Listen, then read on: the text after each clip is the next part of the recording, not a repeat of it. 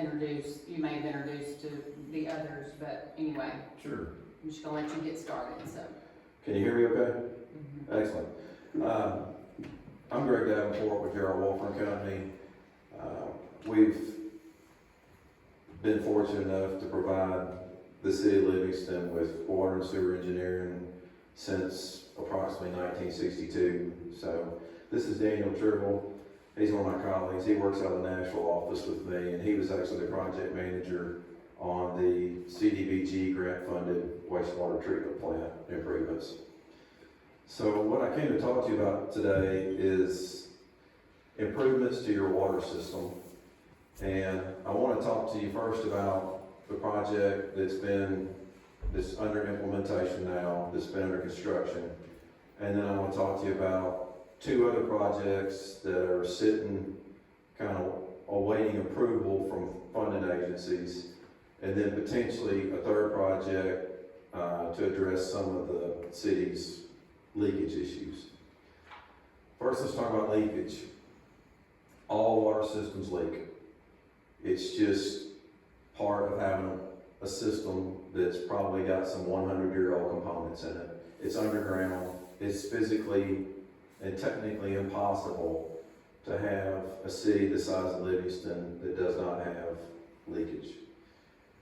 A really good leakage rate, in my opinion, is about 20%. So what that would mean, for every 100 gallons of water you pump in to your system out of your water plant, 20 gallons would leak out. So what is a 80 in grades? A B minus. So a B minus is really about as good as you can expect to get. Just kind of want to set the time for that. Your leakage ranges somewhere between 35 and 45% right now, the way that they're calculating it.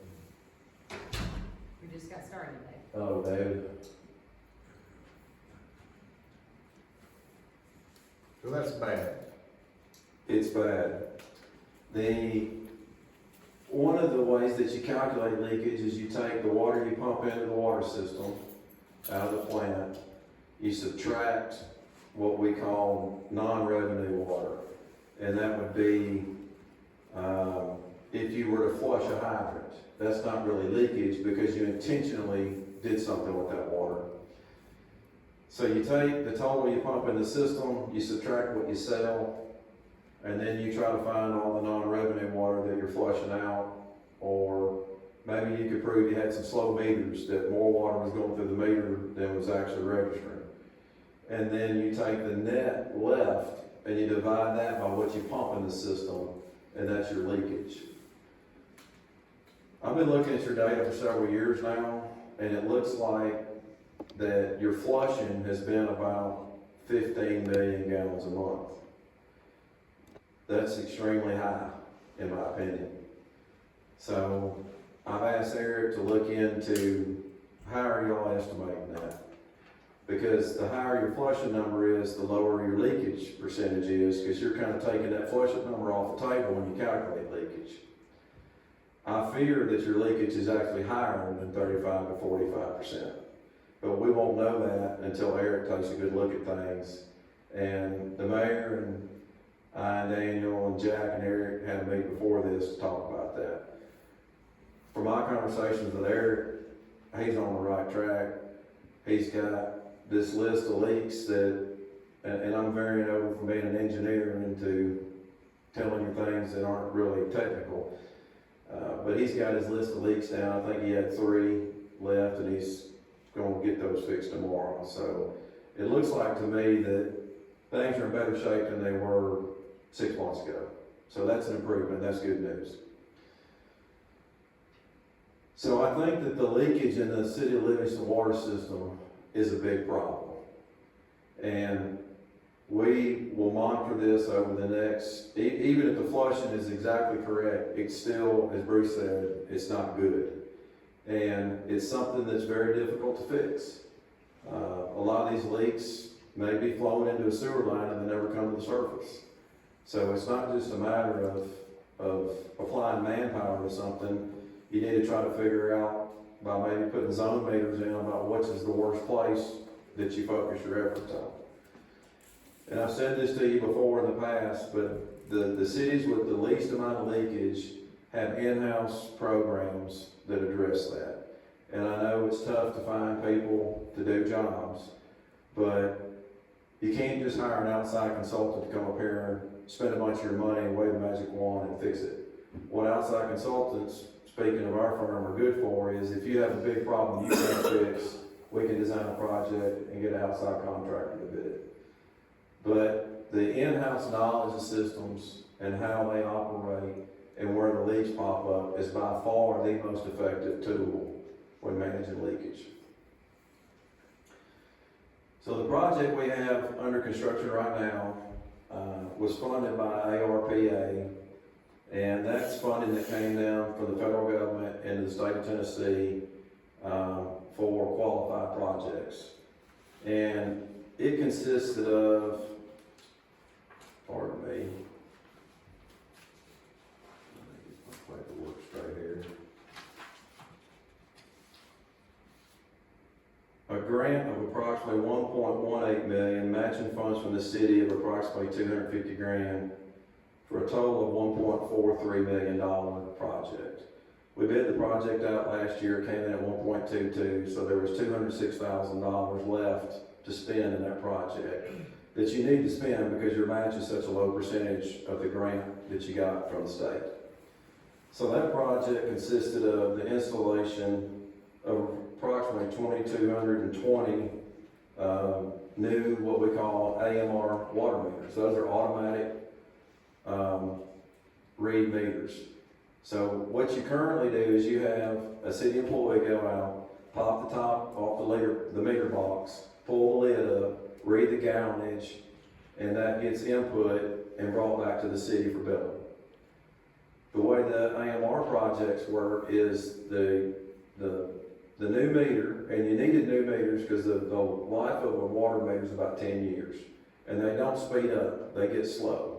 So you'll actually be transporting more water into a household than you're registering. So we put, the project put new water meters in with a transmitter on. And what that transmitter does is it actually transmits the value into a handheld device when a truck drives by the meter. So you stopped all that labor cost of somebody getting out, flipping the lid, and the inaccuracies of how that happens. And sometimes meters don't get read every month. I'm sure you'll probably experience that a time or two. So this is a device that not only, I think, will increase sales based on, a similar month in the past, will also allow for you to have a lower labor cost in the city or to put those employees onto something more valuable to the city like fixing leakage.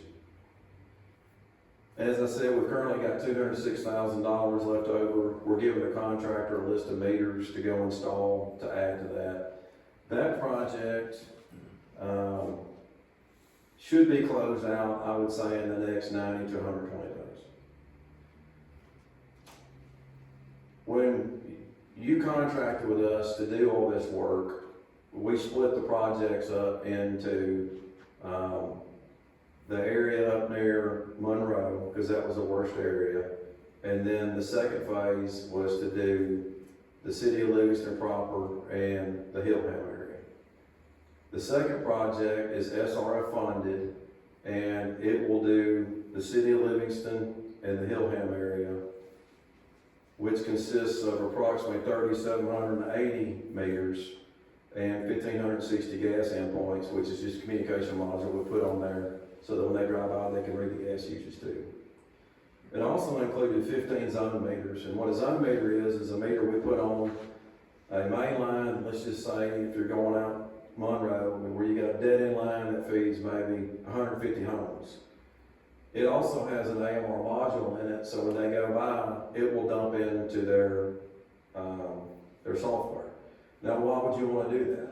The reason you want to do that is because you want to be able to track the localized usage and flow through that pipe at that area, and then be able to subtract the water sold in that area, and then you can rank each of these areas from best to worst, and you focus your efforts on the worst area first. So imagine looking at a water system as this giant, big problem of leakage, breaking it into little pieces helps you solve the problem a lot easier. So we had that project estimated as of 2 years ago at $3.5 million. It's a larger scope project. Of that 3.5 million, we had applied through SRF on your behalf, or you applied through SRF.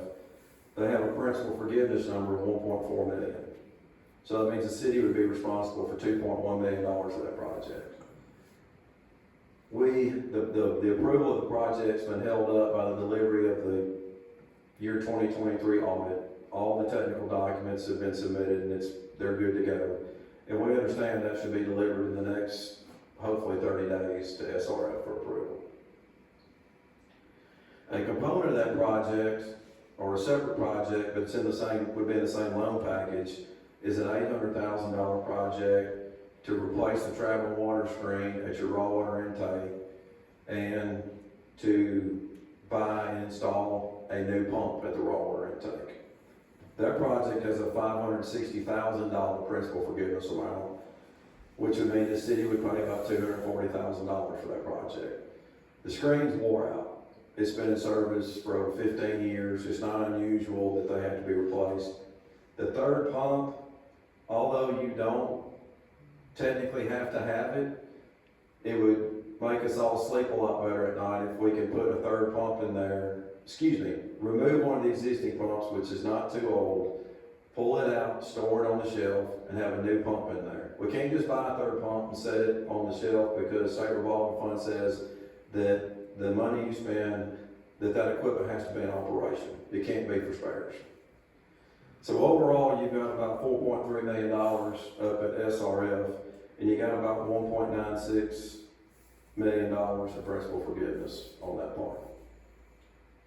So once these two projects are implemented, you should have AMR meters at every customer in your system, which will lead to no more manual reading of meters. You'll have zone meters so we can isolate leakage and help attack the worst areas. And your raw water intake should be in pretty good shape as far as rotating equipment. One of the things that's come up in our discussion with ongoing projects with the city is if we've got leakage this bad, just putting in AMR meters is not going to fix it. That's a fact. In our discussions with the mayor and the water department employees, there's a tremendous amount of service lines that they have to continually repair. Now, when I talked to Eric before the meeting, he told me if he has to go out there more than once to these locations and he's got the time to do it, he just pulls a new service, which is really smart. Because going back to the same service line and putting wraparound clamps on it over and over and over is not a good policy. That said, there's a lot of service lines, especially up in the Monroe area, that are of inferior material and create most of their calls for leakage. So the city worked with community development partners and us to generate a cost estimate to do a second phase of the rehab project, or I guess you call it the third phase, to rehab approximately 1,700 service lines.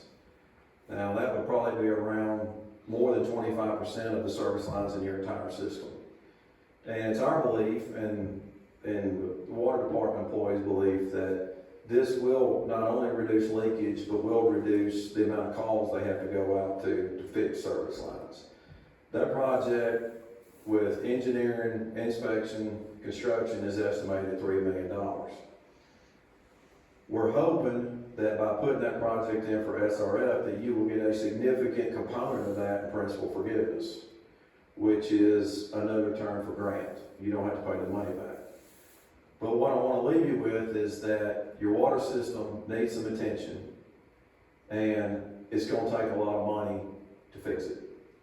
And so you've got around $2.1 million with the current project that's yet to be bid, and who knows of that $3 million how much you would be responsible for if you were to obtain a grant for that.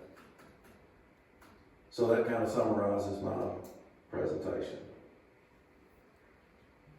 Okay, excuse my ignorance, but, all we're talking about right now is water, right? We're not talking about sewer or just, but is there a combination of, we're just talking about water lines all over the county, and everyone in the county now should be served, right? Bruce, I'm not sure if every customer in the county has potable water. I would say there's some that still don't have it somewhere, but, Really? yeah. No. I mean, is there anybody on a well that's not on city water? That's just a question I can't I answer. don't know, I mean, Yeah. I just, But we are here to talk about water. Daniel's here at the council meeting to talk about the sewer project with CDBG, but the purpose of this work session was leakage and what to do all about right, it. I'm just curious, I didn't know, because I'm ignorant on this subject, because I don't know.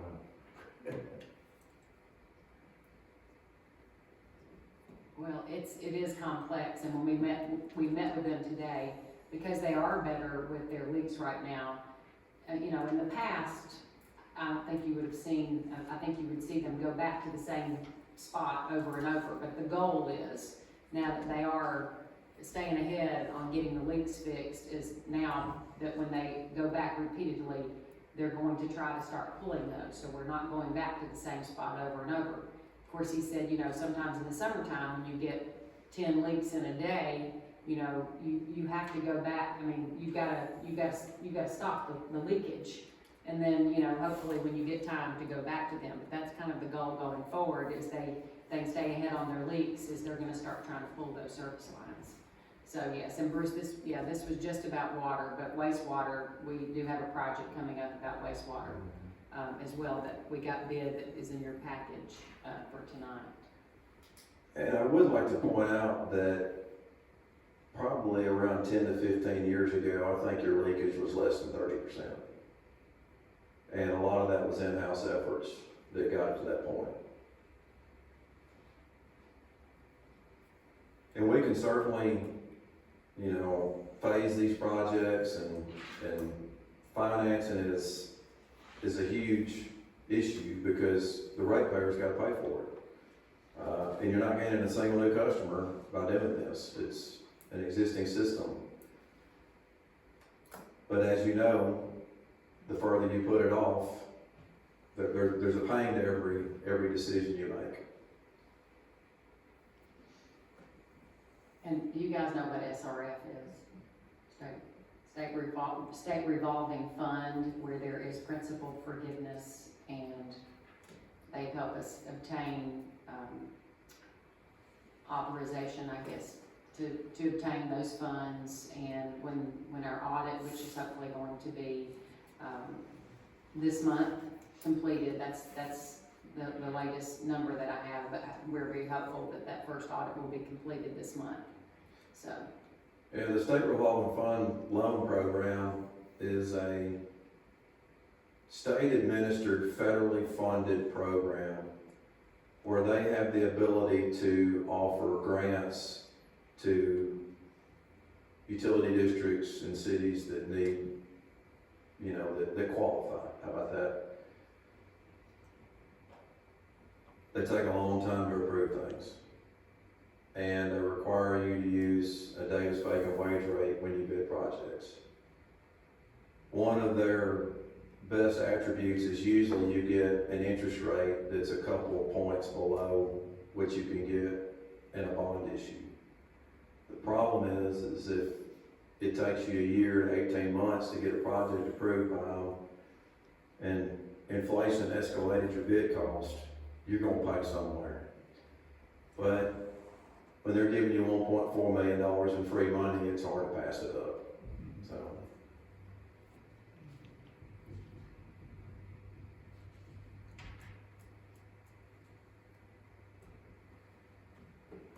All right, so steps going forward.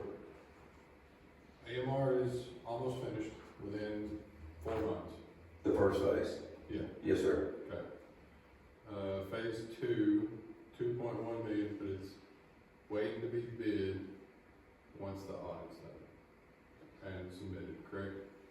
Rex, what will probably happen on that is once the audit's turned in, they'll have to issue a final approval that you've got the money.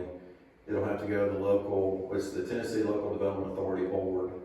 They'll send you a loan package, you sign it, and then we can bid the project. And that may take another 6 months. Do we need to go ahead and start working on phase 3 while we wait on phase 2? Or should we get phase 2 in order before we go to phase 3? The plan at this time was to turn in the $3 million phase 3 project to see if you could get some principal forgiveness through SRF. We won't know an answer to that for probably another 9 months to a year. They could come back and give you nothing. If you proceed now, the benefits would be that you stop the leaking quicker. You don't have to bid federal guidelines in the project if you do a municipal bond issue. And you would probably get a lower bid cost than you will 18 months from now.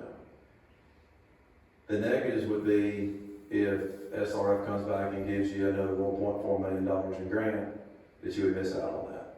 And that's just, nobody knows. Yeah, flip the coin.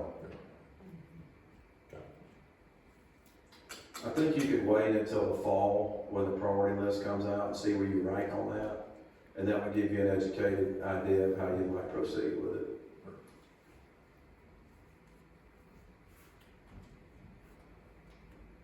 But, you know, what I know now, and I'm certainly no water expert, because I have to really look, you know, just make sure that I'm understanding everything too when we start talking about the system. But, I mean, we just got to stay on top of this aging system. You know, and it, a lot of times, like you said, it takes so long to get the funding and actually get the project rolling that you kind of almost constantly have to be, you know, looking at what phase is next. So I think that applies to all infrastructure. If you do nothing, it just keeps getting worse. But I do want to reiterate that we're here to help you. But in-house efforts are just the development of in-house people to look at and find leaks and fix those in-house is going to be the most valuable approach for you. Now, we got 1,700 service lines in this phase 3 project. There's just some points you get to where you need a contractor to come in and do that, or you'd have to work on it for however long to get that done. But, you know, when we met earlier, the idea came up that Eric knows a guy that can come in and look at, they're called stereo phones. They listen to the ground and try to find out where water's leaking because it makes a sound when it comes out of the pipe. I highly encourage you to do that, to see what you can find that your in-house crews can fix. You know, ideally, if you get these meters all installed and nobody's having to go out and stop and read meters, you could maybe devote part of the crews to more leakage rehab in-house. The problem is it's not an acute issue like a lot of city problems are. It's not something that's got to be done today. So those people end up being reassigned to something else that's more acute in the city, and then the leakage rehab kind of becomes the back burner, which is not where it needs to be. We have found that the person leading the leakage rehab needs to be part bulldog and part detective. And they have to want to do this. Because if they're just going through the motions, it's never going to happen. It's got to be an aggressive person that wants to find this and make a difference. Hey, you got that person, Mayor?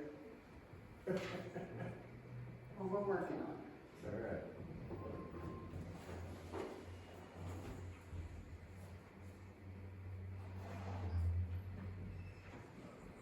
I will point out that you're pumping, the Tennessee Department of Environmental Conservation requires you to start planning your next water plant expansion when you reach 80% on a yearly average of your plant's capacity. You have a 4 million gallon a day plant, so at 3.2 million gallon a day average, they want you to start working towards expanding that plant. I think you're selling around, let me get the data here.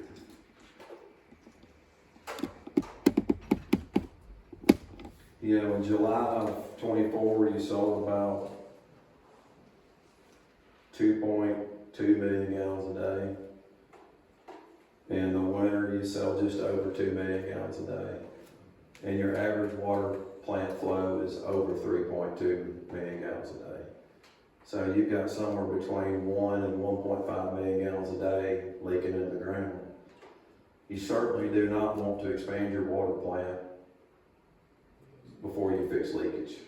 So TDEC sent the city a letter last year, and we produced enough information to make them go away, but ultimately, that's where this is headed, is expand your water plant to pump more water in the ground and let it leak out, and nobody wants to do that. So that is something out there in the future that is a driving force towards getting this under control.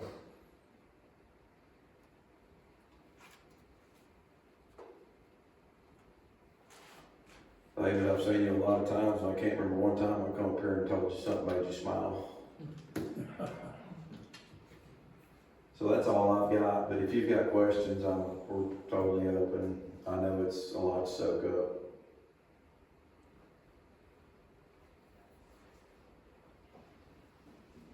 So how do other counties address this? I mean, you work with other counties, what's their solutions? I mean, I don't know where we go from here, but we've gotta do something about it.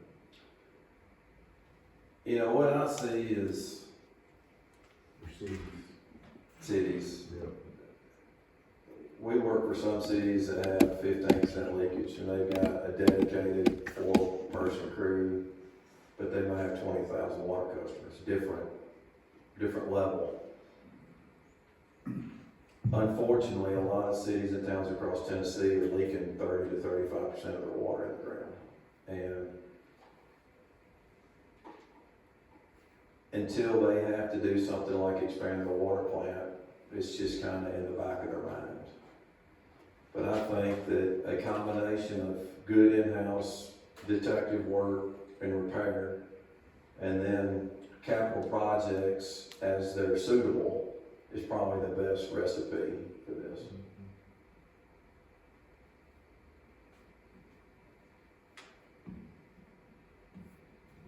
Savings, yes, and done. There's a good chance we'll do a big project for you, and you'll look at your leakage data, and you will not see this dramatic drop. It's going to be years and years and years, and that in-house effort is where that comes into.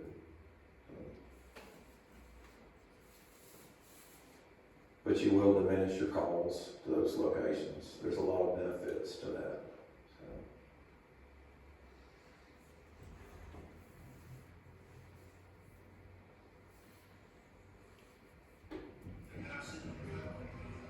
Anybody else have any questions?